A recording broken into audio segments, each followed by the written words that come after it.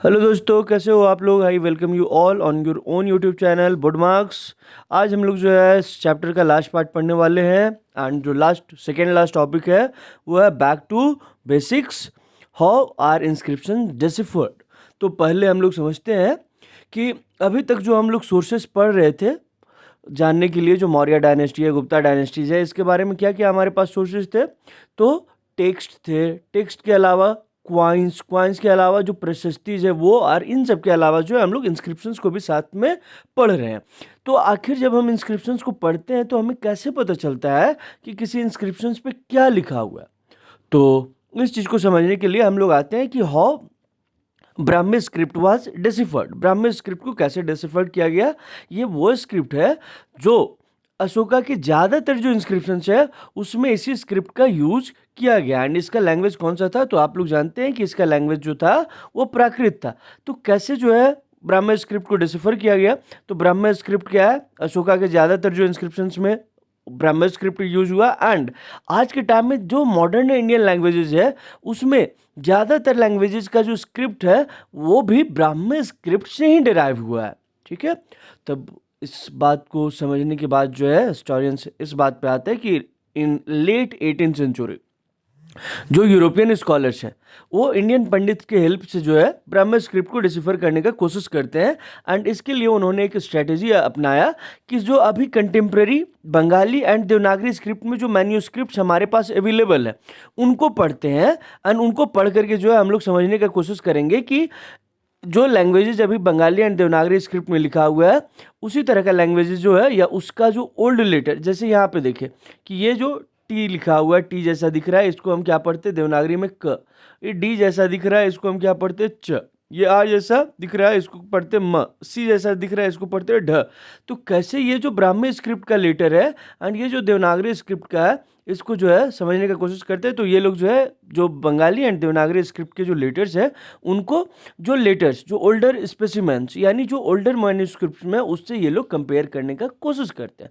And compare करने के बाद जो है देखेंगे कि जो अर्लीस्ट स्कॉलर्स थे उन्होंने इंस्क्रिप्शंस पे जो लैंग्वेजेस लिखा हुआ था उसको कई बार इन्होंने कंसिडर किया कि नहीं ये जो लैंग्वेज है वो संस्कृत है, लेकिन हम क्या पता है कि नहीं वो लैंग्वेजेस क्या था, वो लैंग्वेज प्राकृत था। तब प्राकृत था कैसे पता चला, तो after several years of painstaking work of several epigraphist, की बहुत सारे एपिग्राफिस्ट का मतलब कौन, कि वो पर्सन जो इंस्क्रिप्शंस को पढ़ने का काम करता है।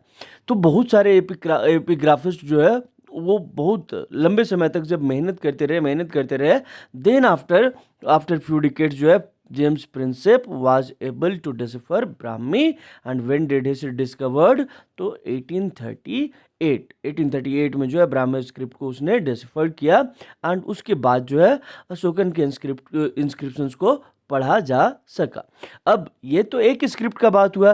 What about the Kharosthi script. Kharosthi script को जो है एपिग्राफिस्ट कैसे पढ़ते हैं, तो अब हम लोग थोड़ा उसको समझने का कोशिश करते हैं कि ज़्यादातर जो नॉर्थ इंडिया वाला रीजन था वहाँ पे जो लैंग्वेज यूज किया वो प्राकृत था। किस स्क्रिप्ट में लिखा हुआ था, तो ब्राह्मी स्क्रिप्ट में था। एंड अब जो हम लोग आते हैं कि खरोष्ठी जो है नॉर्थ वेस्टर्न पार्ट ऑफ सब कॉन्टिनेंट या अफगानिस्तान वाले रीजन में जो स्क्रिप्ट उसने यूज किया था वो क्या था, खरोष्ठी। एंड कौन से लैंग्वेज थे, तो ग्रीक एंड अरामाइक, ये हम लोग पहले ही पढ़ चुके हैं। खरोष्ठी का डिसिफर का जो है एक अलग ही स्टोरी रहा है। खरोष्ठी का डिसिफरमेंट का अलग स्टोरी कैसे रहा है, तो इस रीजन में जो नॉर्थ वेस्टर्न पार्ट वाले रीजन है इसमें जो रूल करने वाले देखोगे सेकेंड सेंचुरी BC ऑनवर्ड्स जो रूल किए इस रीजन में, they were Indo Greek rulers. And Indo Greek rulers का जो क्वाइंस है उसमें अगर आप देखेंगे तो राजाओं का नाम जो है, जो रूलर्स रहे, जो किंग्स रहे, उनका नेम जो है ग्रीक एंड खरोष्ठी स्क्रिप्ट दोनों में मेंशन किया हुआ है।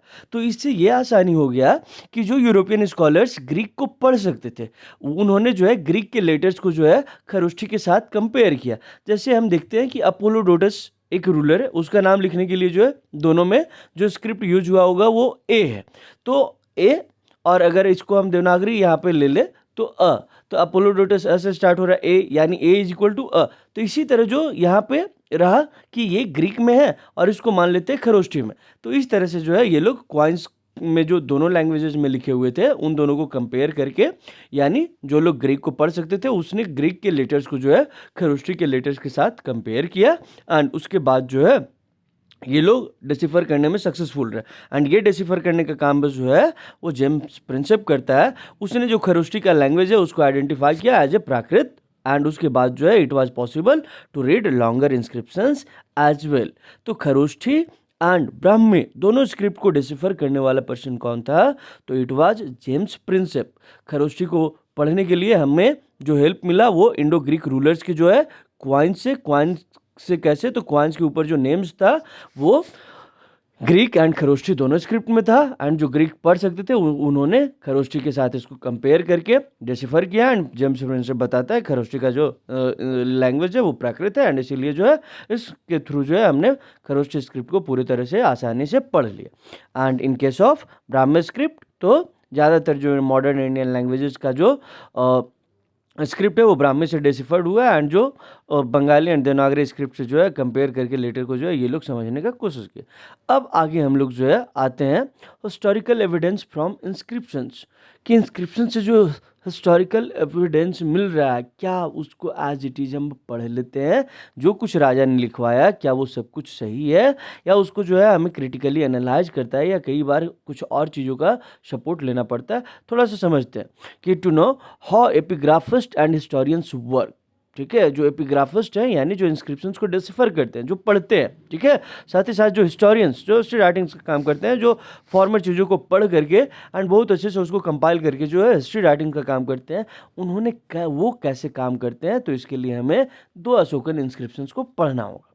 ठीक है, 2 अशोकन इंस्क्रिप्शंस में एक पढ़ते हैं कि eight many places you will see that कि द नेम ऑफ रूलर जो अशोका है, अशोका डायरेक्टली मेंशन नहीं किया हुआ है, बल्कि उसकी जगह पे क्या लिखा हुआ है? तो उसने जो टाइटल्स अडॉप्ट किया, कौन कौन से टाइटल्स अशोका ने अडॉप्ट किए?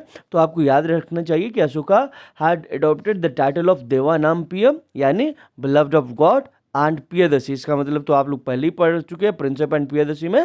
पियदसी मतलब प्लेजेंट टू बिहोल्ड। अब जब अशोका ये क्लेम कर रहा है कि हम क्या है देवानाम्पियम यानी beloved of god and Piyadasi pleasant to behold, तो कैसे समझे कि ये रूलर अशोका ही है?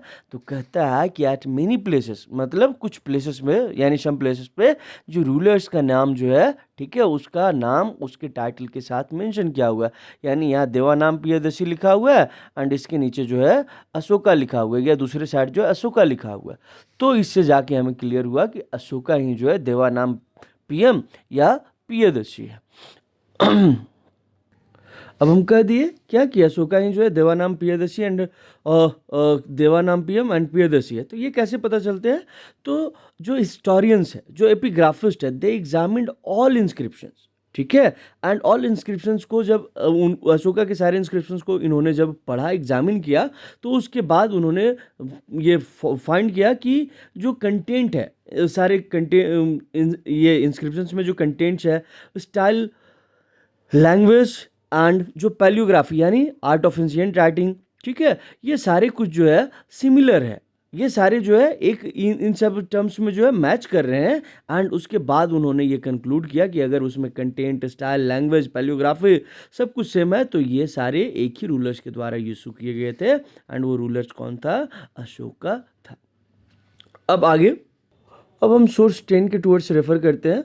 तो सोर्स 10 में अशोका कहता है कि पास्ट में यानी उससे पहले जो रूलर्स है उन्होंने there were no arrangement for disposing affairs nor for receiving regular reports, की ना ही जो पहले जो है जो कोई मैटर हो गया उसको सॉल्व करने के लिए, ना ही जो है जो रेगुलर रिपोर्ट्स जैसे स्पाई का काम जो होता है ना कि आकर के गुप्तचर जो है सूचना देते हैं राजा को कि ये हो रहा है वो हो रहा है, इस तरह का कोई अरेंजमेंट जो है पहले के रूलर्स नहीं बनाए थे।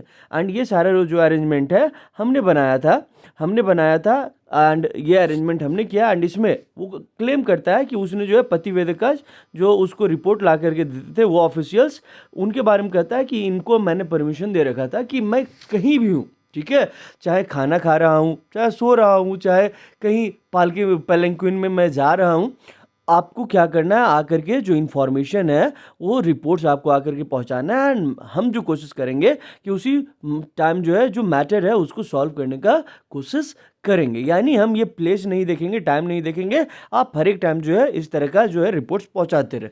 तो क्या ये सही लगता है कि पहले के रूलर्स जो है बिना स्पाई के या फिर बिना किसी भी तरह के जो अरेंजमेंट के रूल कर रहे होंगे? ये थोड़ा सा डाउट लगता है। ये थोड़ा सा कई बार लगता है कि जो अशोका क्लेम करता है कि earlier rulers had no arrangement to receive reports, ये थोड़ा एग्जैजरेशन देखता है कि अशोका अपने बारे में कुछ ज़्यादा ही बढ़ा चढ़ा करके क्लेम कर रहा है। तो इसीलिए जो हिस्टोरियंस है they need to constantly assess कि जो स्टेटमेंट दिया हुआ है इंस्क्रिप्शंस में, क्या वो ट्रू है, प्लॉसिबल हो सकता है, कुछ हद तक संभव है, ठीक है, या एग्जेजरेशन, या उसने बहुत बढ़ा चढ़ा करके लिख दिया। जैसे इसमें देख करके कि सोर्स 10 को आप पढ़ेंगे तो लगता है कि अशोका थोड़ा सा अपने बारे में ज़्यादा एग्जेजरेट करवा रहा है। अब आगे इसको समझने का कोशिश करते हैं कि कई बार जब आप इंस्क्रिप्शंस को पढ़ रहे हैं तो इंस्क्रिप्शंस को समझने के लिए कई बार जो है एपिग्राफिस्ट को जो इंस्क्रिप्शंस में वर्ड्स लिखे हुए हैं उसके साथ कुछ वर्ड्स इनको ऐड करना पड़ता है, सो दैट कि जो है मीनिंग उस सेंटेंस का क्लियर बनाया जा सके। जैसे यहाँ पे कुछ लाइन्स लिखा हुआ है, एंड मेड फॉलोइंग, तो मेड फॉलोइंग क्या, तो हमने ऐड किया वर्ड अरेंजमेंट, कि उसने ये फॉलोइंग अरेंजमेंट्स किए थे। तो यहाँ पे हम अरेंजमेंट यूज़ कर रहे हैं, तो हम कोई सा भी वर्ड जो है यूज़ नहीं कर सकते। तो एपिग्राफिस्ट जो है वो बहुत केयरफुल होते हैं कि जो लाइन्स लिखा हुआ है उसके सेंटेंस का मीनिंग को क्लियर बनाने के लिए हम उसमें ऐसे वर्ड यूज़ करें, उसमें ऐसे वर्ड ऐड करें जिसको ब्रैकेट में लिखा जाता है, सो दैट कि जो मीनिंग है, जो इंटेंडेड मीनिंग है, जो वो कहना चाह रहा है, वो चेंज नहीं हो, एंड साथ ही साथ हम इसको इजीली समझ सकें। हिस्टोरियंस को और भी असेसमेंट करने पड़ते हैं, और भी असेसमेंट क्या क्या करने पड़ते हैं, तो आप देखेंगे कि जो किंग्स का order inscribed on natural rocks ये रहा, इसके ऊपर जो है राजा का ऑर्डर जो है इंस्क्राइब करवाया हुआ है, एंड ये कहाँ लोकेटेड है, तो नियर द सिटीज और इंपॉर्टेंट रूट ऑफ कम्युनिकेशन। अब ये इंपॉर्टेंट रूट ऑफ कम्युनिकेशन या नियर द सिटीज में लोकेटेड है, यहाँ पे जो इसको इंस्क्राइब करवाया है, तो क्या ये जो पासर बाय यहाँ से जो लोग जा रहे हैं, क्या वो लोग यहाँ रुक करके इसको पढ़ते थे? ठीक है, तो ऐसा था क्या? तो कहता है कि ऐसा हमें अनुमान लगाते हैं कि मोस्ट ऑफ द पीपल जो है वो लिटरेट नहीं थे।